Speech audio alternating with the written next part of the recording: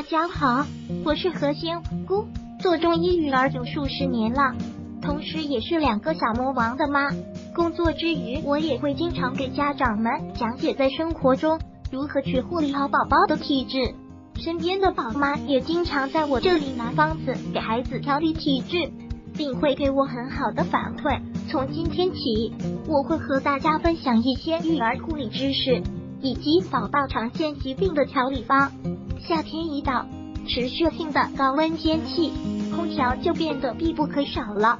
最近群里好多宝妈们聊天，都说最近空调吹多了，孩子频繁出现咳嗽、鼻塞、腹泻的情况，难道是中了空调病？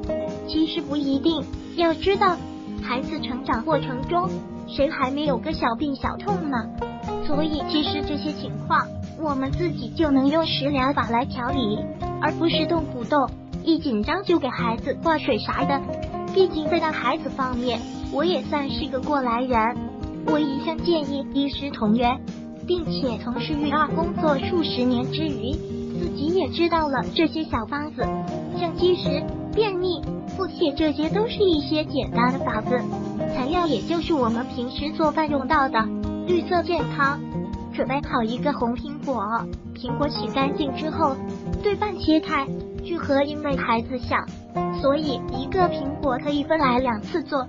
把苹果放在蒸笼上蒸熟，放锅里蒸也是一样的，大概10分钟后就可以出锅了。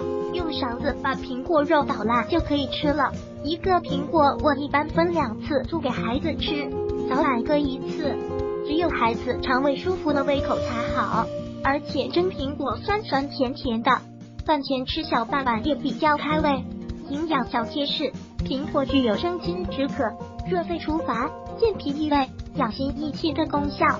苹果中的纤维对儿童的生长发育有益，能促进生长及发育。苹果中的锌对儿童的记忆有益，能增强儿童的记忆力，非常适合婴幼儿食用。作为妈妈，我经常和身边的妈妈们和婆婆们学习，并且交流育儿经验，也帮助了不少的宝妈和宝宝。看着孩子好，我心里也十分开心。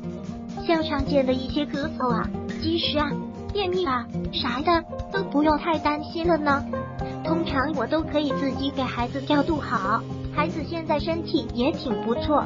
今日互动，您会能获得更多医学营养科普知识、养生保健秘籍、小儿喂养故事。如果喜欢本视频，请分享并订阅本频道，访问 TT News XYZ 获取更多相关资讯。